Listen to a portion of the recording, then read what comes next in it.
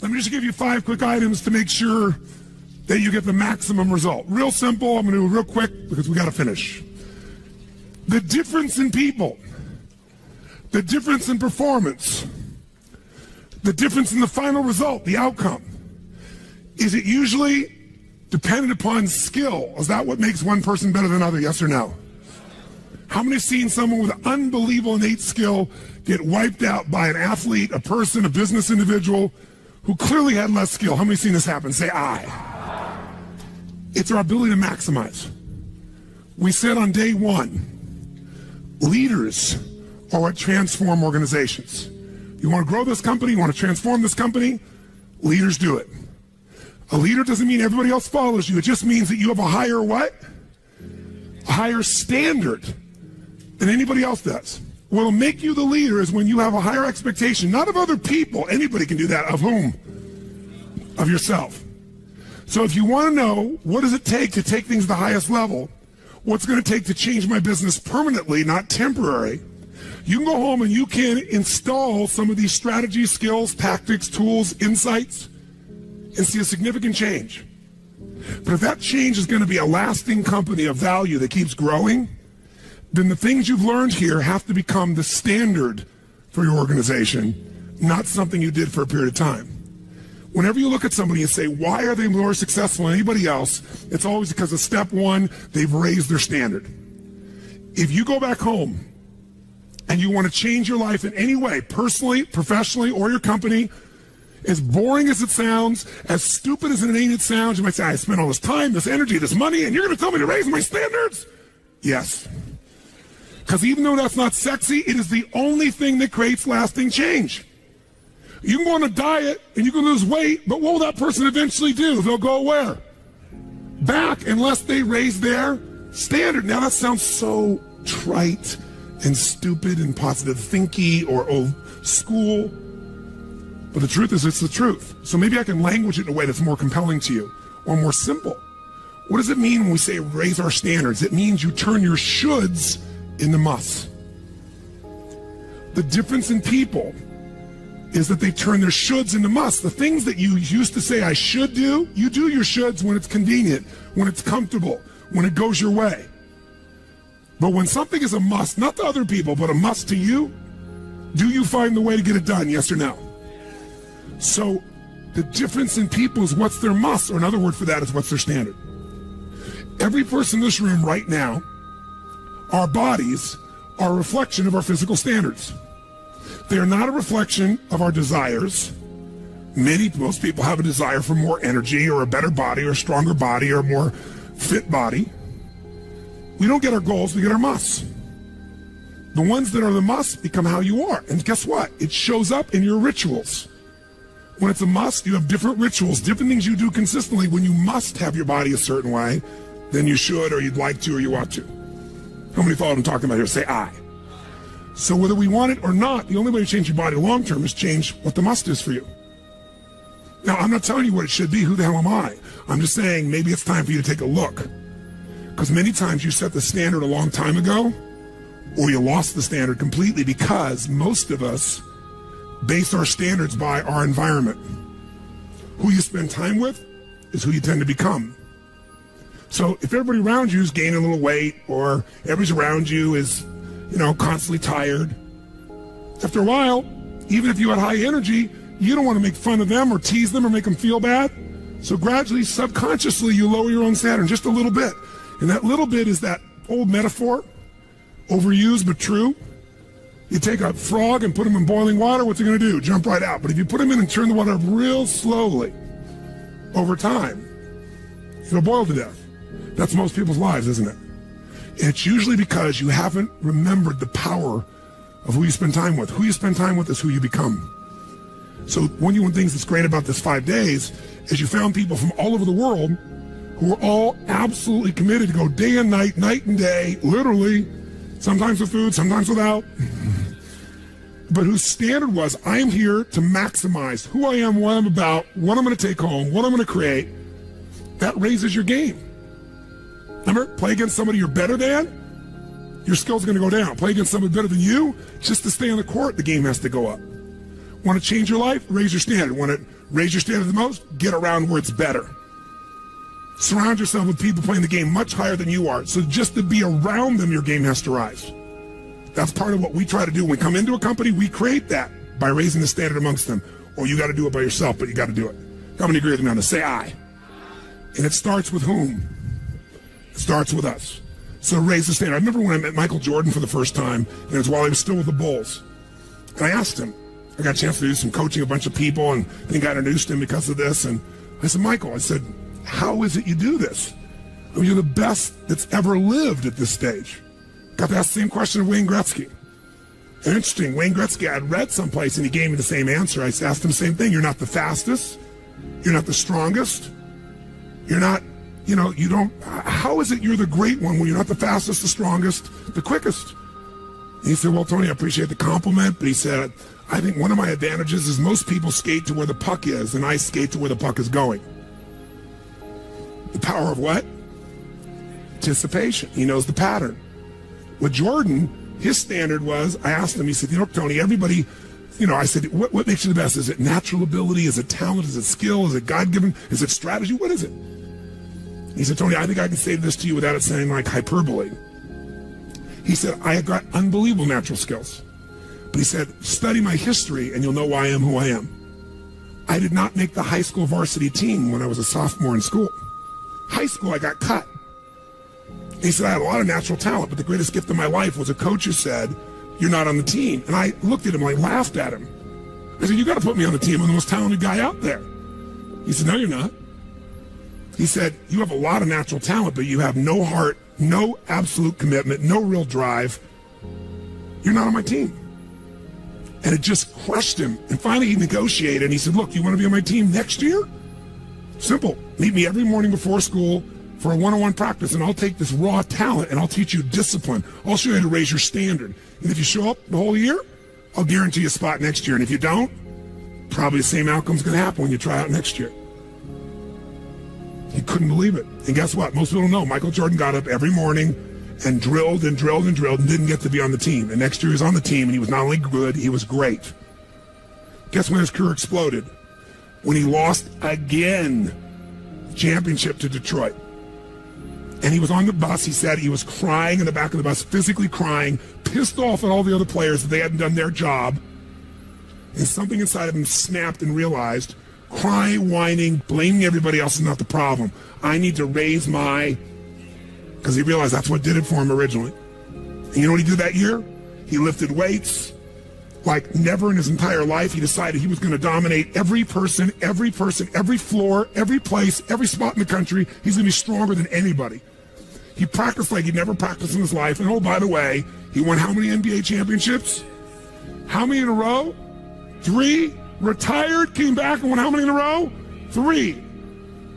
Never anybody in history would even dream of such a thing, especially after retirement. That's the power of raising your standard. But guess who he competes with? Michael told me one time, he goes, Tony, if I competed with other people, I wouldn't be who I am. He said, my competition is with the best I can be. They're trying to compete with me. That's why I beat them. Because they're competing with where I am. But I'm competing with where I can be. Think about that mindset. Think how your life would be different if you raised the standard of what you expected from yourself, not your people, yourself, to that level, how things could shift. It's all about changing your shoulds to musts. It's all about going back and saying, this is how it's going to be. It's like when Gary Vee was here and guys were saying, man, I'm working so hard, man. I work from 9 to 6. He goes, yeah, what are you doing from 8 to 2? 8 p.m. to 2 a.m. That's when you master your craft. I always say to people, it's what you practice in private that you'll be rewarded for in public. People say, oh my God, you have this great ability, this great skill. They didn't see all the hours. This class, this course, I know tons of this stuff like the back of my hand. But if you talk to my team who's exhausted, they'll tell you we're up to 4 a.m. almost every night. To be able to figure out how to provide for you a life cycle and get it to be real so you can think about Nike and give you accurate information about when did they really get to young adult, when they fall down. We had to make phone calls, read financials, do all kinds of stuff. We did all that stuff. We were doing all these things, and we've accomplished so much, and I figured out how to make it even better. That level of commitment is what makes you great at what you do and gives you that little edge that makes you stand out from everybody else. And that standing out is what makes somebody absolutely own an industry or brand themselves like nobody else in the world. That process is what this is about. Raise your standard. When you got to go home, you got to say, where are we going to raise the standard? What am I going to take that's been my should and make it absolute must? Where are we going to do that as a team and how are we going to pull it off? Now, who here has ever, by the way, your income right now is a result of your standards as well. It's not the industry and it's not the economy. Who here is making more money today than you made 10 years ago? Let me see your hands. How many feel like it's not enough today? Let me see your hands. And how could that be? Real estate's so cheap now. Computers are cheaper than they were then. You get so much more for your money. Because once you achieve a level, who knows what happens? You immediately, you close the gap, you create a new gap. That's because that's what makes us grow. Who's willing to go back to where you were 10 years ago? Not many. Some of you would be, because it's gotten worse in the last 10 years for you. But the majority, there's no way. See, once you're fortunate enough, if you don't like cleaning house, once you're fortunate enough to have somebody clean your toilets, you will not be doing that again. Unless you like that. You'll find somebody who loves cleaning toilets and you'll pay them handsomely. Because now to go back and do that, once you've had the privilege of not having to do that, it's a different game. It's a gross metaphor, but who gets what I'm talking about here? Say I. Once you have a must, you find a way to get to it. Every one of you in this room is earning what you must earn, not a dime more. Don't get me wrong, you might have big goals, big desires, but it's not a must for you. Because even when the economy crunches, if it's a must, you will find the way. How many agree with me on this? Say I. See, when it was a must for me to get at one level, I did. I remember it was a must for me to finally make $1 million a year. I had my son Jarek going to be born. I swore I would never have a child unless I was financially set, and I wasn't financially set. And he was on his way. I went from $38,000 a year to making $1 million a year in the next 12 months. That was all BS. In my head, I thought all my growing up, all the pain was because my parents fought because there was no money. They would have fought anyway. Because I believed that, though. I raised the standard, made it happen. And then I made $1 million a year for 7 straight years. Even though I built 5 more companies, even though I was helping more people, I made the same amount of money. Guess why? That was my must. At some level above that, seemed greedy. Now, it wasn't like I had this incredible lifestyle. I owned a magical home. I had this place called the Del Mar Castle overlooking the ocean in Del Mar, California. But I was on the road, staying at the Ramada Inn in Milwaukee with shag carpeting and smelly, dead animals on the wall on my birthday. And my maid, she's back at home in the castle going, "Oh, Mr. Robbins, happy birthday. Oh, I can't help thanking you. It's so wonderful. Oh, Mr. Robbins, it's so beautiful here. I was sitting out in the jacuzzi overlooking the ocean. Oh, yes. Oh, I've lost 22 pounds. I can't tell you. It's been so amazing. I get on your Stairmaster and I watch Oprah. I love your gym, Mr. Robbins." And I'm thinking, she's got a multi-million-dollar lifestyle. How many can relate to this in some way, right?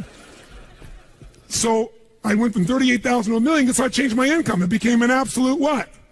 It was nothing about money. It was about growing. Because I knew to make more, I'd have to help more people. I'd have to expand. And I came with this goal. I wanted to feed all the people in San Diego that were homeless. First, my goal was 1/3 of the homeless people. And then my goal was everybody. I said, if I can go from 38,000 to $1 million, I should go from $1 million to $3 million in 3 years. And I did it in 12 months. I found the why. I found the reasons. I got a different RPM. But it became a must for me, not a should. You're meeting your must, my friends. Maybe it's time to change your must. Some people's must is to survive. Some people's must is to be okay. Some people's must is to have freedom. Some people's must is to have more than they could possibly spend. Some people's must is to take care of everybody around them. Whatever your must is, you're going to get it. When you leave here, get clear on your must. Or raise your what? Step 2, real fast. I'm going to do it real fast. Who here's ever raised the standard and you get out there and you go, I'm going to go do this. And I'm committed. I'm going to change this. I'm going to make that happen. I'm going to lose 50 pounds. I'm going to take my company to the next level. And you're all excited. And then all of a sudden this voice in your head goes, who are you kidding? Who's ever had one of these? Raise your hand. Say I. So once you raise your standard, you got to get certainty behind it. You can sustain it. And that means you got to change your limiting beliefs. You got to change your limiting beliefs. And who has limiting beliefs, by the way? Who? Everyone does. So you got to become aware of it and you got to destroy it. Now, how to do that? Honestly, if you've been to the UPW, you know how. If you haven't, come join me in San Jose or someplace else. And who has limiting beliefs, by the way? Who? Everyone does. So you got to become aware of it and you got to destroy it. Now, how to do that? Honestly, if you've been to the UPW, you know how. If you haven't, come join me in San Jose or someplace else and come through the experience. When you change your limiting belief, everything changes. Because as you believe, so is it done unto you. If you believe you're right, or you believe you're wrong, you're right. Because whatever you're certain about, you find a way to support it. I always teach people to exercise. Try this. And if you know it, do it fresh. Look in this room real fast for everything that's brown in this room. I'm going to give you a test. What's brown? Quick, look for brown, look for brown, look for brown. Brown hair, brown clothing, brown. Close your eyes. Tell me everything you saw in this room that's red. Raise your hand if you see more brown in your head than red and say I. Open your eyes. Now look for red. Look for red. Look for red. Look for red. Look for red. Look for red. Look everywhere for red. Look for red. Raise your hand if you found more red this time. Raise your hand. Say I. Why? Because you're looking for it. Because whatever you focus on, you'll find. In fact, you'll find stuff that's not there. How many saw beige, called it brown just to feel successful? How many saw burgundy, called it red just to feel successful? See, once you believe something is a certain way, out of your need for certainty, you'll change things to meet that belief. Let me show you in 2 seconds flat why the rich get richer and the poor get poorer. I call it the success cycle. Real fast. Draw yourself 4 squares, put them up on the screen here. You'll see, as I do this, take a quick look. You'll notice you've got the word potential up in the left-hand square. Up in the right-hand square is the word action. Bottom right is the word results. Bottom left is the word belief, or another word for that would be a sense of certainty. Potential, action, belief, results. And notice there's arrows in a clockwise fashion where they just keep feeding each other over and over and over again. So again, it's potential, action, results, belief, or another word for that would be certainty. Now, did you ever notice how rich people tend to get richer and poor people to get poor? And I don't just mean rich in financial terms. I mean people that are rich emotionally. Do you ever notice how happy people tend to get happier? And depressed people tend to get more depressed? How many found this to be true? Say I. It's because the power of momentum and what I'm about to show you. So let me show you something here. What's the potential of any human being? You tell me, quick. Unlimited. Do most people's results reflect that true potential? Yes or no? No way. Why? Because most people aren't taking enough what? But is it possible to take a lot of action and still get lousy results? What if you got a salesman that works for you and they walk out and they knock on 100 doors and they say, you wouldn't want to buy anything from me, would you? Or they don't say that verbally, but they say it non-verbally. Is that going to affect their results? Yes or no? So it's not enough even to take enough action, because when we believe it's not going to work or we're uncertain, does that affect how much of our potential we tap? Yes or no? See, if you don't think it's going to work, you're not going to put out a bunch of your energy when you think it's going to fail. And by the way, when you're not sure, you tap little potential. Do you take little or a lot of action? When you're not sure, when you think it's not going to work, do you take massive action or little action? Now, when you take little potential with little action, what kind of results do you get? Little lousy results. And when you get lousy results, what does that do to your belief? You go, see, I told you it wasn't going to work. Told you it was a waste of time. And then, by the way, when you have less belief, how much more potential do you take? More or less? If it's possible, you tap less potential, more or less action. Less. And what happens to your results? They get even what? And now they got worse results. What's that do to your belief? And by the way, now you see the current economy. Isn't it true? Everybody out there is going, oh my God, the results are so bad, it's going to get worse in the future, so I better pull in my horns, there's less potential, so I'm not going to push as hard. I'm not going to take much action. Oh my God, I'm getting lousy results with little potential action. Oh my God, it's going to get worse. That's what creates a recession, depression, whatever you want to call it. How do you change that? By the way, can it work the opposite direction? What would happen if something inside you gave you so much certainty inside of you that you felt absolutely certain that recession was your friend, that the worst economy for you was the greatest time on earth, that all you had to do was manage your state and apply your fundamentals and immerse, stay coached so you don't get off the target, keep taking action, and you could own your business and you go to other people's businesses? How many believe that, by the way? Now say I. When you have that kind of certainty, are you going to use more of your potential when you go home or less? Which one, my friends? Are you going to take less or more action? When you are certain and you use lots of your potential with massive action, what kind of results do you get?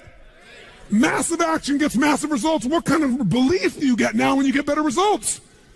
You go home, you use your core story. You go home and you take one of these techniques, you get a different response. You go home and you stimulate a new source of profit or income. You go home and you add a service. You go home and do anything. And it works. Your brain goes, yeah, it works. Now, by the way, at HP, we went in there. Thank God we went in there because they took our stuff and it looked like it wasn't working. Do you remember that? Yes. Because some people there didn't want the change to happen. So we had to dig in and find it was working. We knew you can't take action. You can't sow that seed and reap nothing. So we uncovered what was really going on. You're going to have to watch for the same thing, depending upon the size of your organization. But bottom line, when you get great results, belief gets stronger. Now you're totally certain. Are you going to use more or less potential, my friends? Which one? More. You're going to take even more what? Going to even greater what? Even more certainty. And now what happens to your business? Boom, boom, boom, boom, boom, boom, boom. And now you have a different momentum. And so your economy does not have to reflect the economy. You get to create your economy. You get to decide whether you freeze to death or ski or snowboard. It's winter, but you can have the best time of your life. It could be a sunny, beautiful, magical time. But what you got to do is you got to manage this process. In order to do it, you got to change your limiting beliefs. And this week has been about doing that by giving you so many tools and examples that you'd be immersed. But I promise you when you go home, all this is going to be tested. A, because all the stuff that's waiting for you after being gone for 5 days. B, all the people there you work with, their limiting beliefs, whether you have one employee or two because you're an army of 1 or 2 people, or whether you got 10,000. And so you have to be able to implement. This, by the way, is, I'm not here to sell you, bring us in if we can help. Do you think we could help? Yes or no? Yes or no? Bring us in and we'll do it. Or get your team together and find a way to make sure this momentum goes in the right direction. Make sense? This is the must. If you have this high standard, but you don't really believe because the momentum's in the wrong direction, having the tools will be worthless. That's where certainty, that's where everything else we teach, that's what I do in my events, that's where you guys have been there before, that's what you got to bring to the table. What are the 5 keys for integrating this? Number 1, you got to go home and raise your what? Come on, guys, raise your what? Which means turn your shoulds into. Step number 2, you got to go out and change your limiting what? Find anything that's limited you and destroy it. What's the fastest way to destroy it? You can do it very quickly by producing the results in your mind over and over again. Or, why do you think I get people to walk on fire? Because they think it's impossible. When they walk in this fire, mentally you might say, oh, I can do it. But when they get in front of that fire and it's 2,000 degrees burning hot coals, it gets their full attention. And suddenly they have a state change. And when you get yourself in a state where you can storm through fire, it's not about fire walking. The state you're in to get yourself to walk across fire is the metaphor for anything that used to stop you, the fire of your life. And by the way, when you cross fire and you're on the other side doing something you once thought was difficult or impossible, it's that easy, your brain goes, what else can I do that I thought was impossible? It's unbelievable. It's not intellectual, it's emotional. Plus, after fire walking, cold calling is not a problem. You get the idea, ladies and gentlemen? All right? So what we're really talking about here is changing your beliefs. Now, here's the 3rd key. If you're going to get maximum results, you got to model what works. We brought you for 5 days and nights here, models of what works. Go back and get them. Now, here's where the challenge is. How many got tons to do in your normal list of things to do when you go home? How many got a lot to do? Say aye. How many have a lot of outcomes you got to go after? Say aye. How many have the same amount of time you had before? Say aye. So in your business, if you need something to get done, you get it done because it's an absolute what? Or you hire someone to get it done. Hire us, hire someone else, get somebody inside. But are these things you're going home with musts or shoulds? Which one? Do whatever it takes. You say, I don't have the money. You don't have the money not to. Forget us. Hire somebody as an individual who knows what they're doing and put them in there. Leverage yourself. The only way you're going to get the game bigger is by taking a little bit of what, my friends? Risk. But that means get yourself some resources. Be resourceful enough to get the resources. What's great about this? What is this opening? What is this creating? What's possible? What have I not seen? This is going to make me see. What have I learned from this? What can I learn from this? What am I willing to do to still have it the way I want it? That's the 4th step. You intensify, and you innovate. And then there's the final 5th step. And that 5th step's really simple, my friends. And that is step up and give. Step up and give more than anyone else could possibly expect. The ultimate transformation happens when you stop trying to get and you start to give. Whenever you're at your best, you're giving. I remember so vividly driving in my car, my Volkswagen Bug, and I was struggling, and I was 19 years old. I was driving on a freeway in San Gabriel Valley, the 210 freeway, I'll never forget. And it's midnight, and I'm frustrated. I felt like I tried everything, and I had these big hits, like the one you just saw, and nothing was going my way. And I was frustrated, and I kept thinking, how come I'm not getting what I want? And all of a sudden, it just hit me on the freeway. I pulled over the side. It was almost midnight, no cars really around. Grabbed my journal, and I wrote, and I still have the journal to this day from when I was 19 years old, full page, and I wrote, the secret to living is giving. And I realized why I wasn't doing well. Because I all focused about what I wasn't getting. I was not focused on what I was not giving. And the whole game changed.